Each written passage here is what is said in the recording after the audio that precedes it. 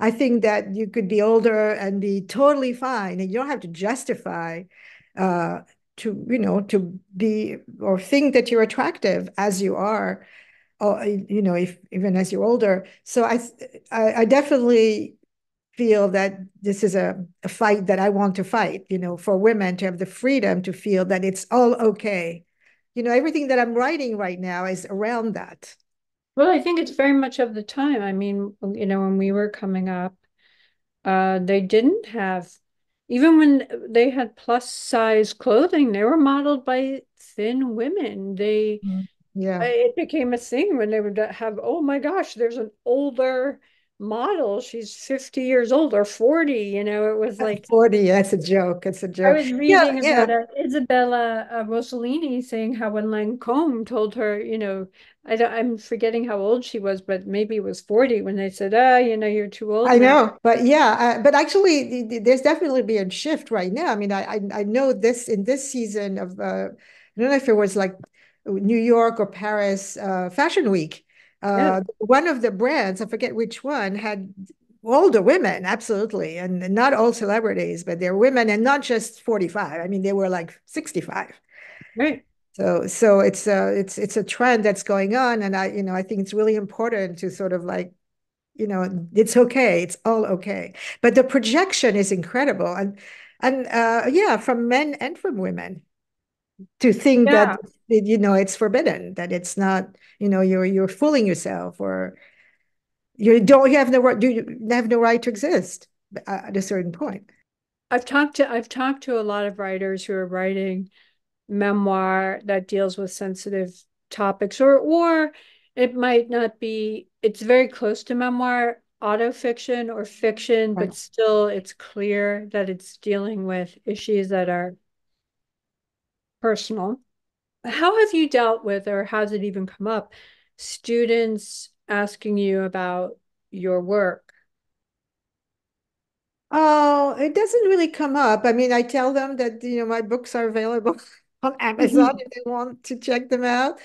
But I really don't engage at that level. I don't think, I don't want to be someone who's gonna, I don't want to push my books on them.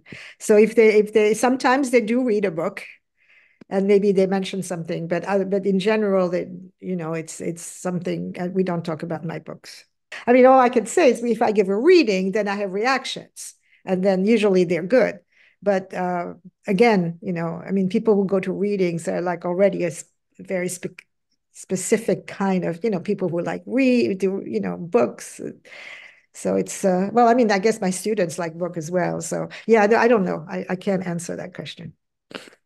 Well, and how, you can always fall back on that. It's fiction. Yeah, right. Absolutely. But it is. I mean, there's a lot of the in the book is very much fictionalized.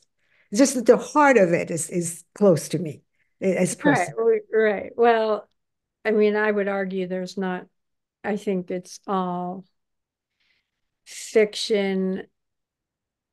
And also, I mean, I'm writing my memoir, and I have been fastidious about fact checking with people who are still here.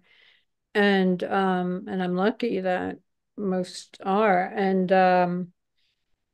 But still there's that realm where you're recreating conversations. That is true. And that's why memoir, strictly speaking, is an illusion because how could you remember everything? But that's why for me, the novel gives so much more freedom because you could do, I mean, novels have always been inspired by life. Let's be honest there. Right. Hemingway, James Salter, or, Alice Walker. I mean, everyone comes from life and then, like weave more or less tales around it. And that's okay. I think that's the beauty of novels, of fiction. There's a very, very moving, let me see if I can find it. Do you want to read on page 185 from the bottom? All right. So where do you want me to start reading? Um, I guess okay, let's order food. Okay, let's order food, Louise says. pivoting, her voice pinched, walking away from the carnage, still playing the father's role, law and order. And I realized to my astonishment that I've continued to play the same role with Louise as I did with David, on the defensive, apologetic for pursuing my career, for my ambition, for taking too much space, for not being on top of the food shopping and cooking situation, for being distracted, head in the clouds, for not being a good mother, a good wife. Relationships fall apart in the gap between your idea of yourself and the idea your partner has of you. While we wait for the food to be delivered, Louise is bundled into the throw blanket, compulsively checking her phone. She's worried her boyfriend is not texting her as often as he used to. The wind rattles the windows. Snowstorm is announced for the night. She'll sleep here and go straight to work tomorrow. Pull away a little, I say. Give him some space. Louise is outraged. She doesn't want to play games. She just wants to know what's going on. I give her bad advice. She needs a mom who gives her more conventional, normal advice. And what is that?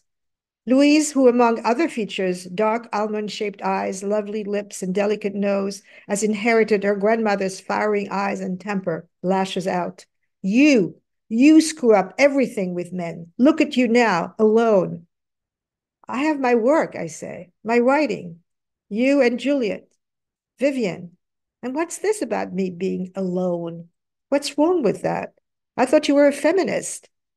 She gets up angrily, starts clearing the dishes. When she comes back, she picks up my hand, which is significantly more wrinkled than my face. I always forget to lather sunscreen on it, and is dotted with what we used to call liver spots, although personally, I prefer to think of them as large freckles. She gently runs her finger across the texture of the skin and looks at me with a sad face. I think it means, Mom, you're not so young anymore. Louise's big fear is to have to take care of me when I'm old, and the idea of that burden is terrifying to her. But perhaps that's a reductive interpretation. Louise loves me, I think, deep down, and she's keenly observant of every detail and nuances. She would have made a good writer if she hadn't decided to become an actress.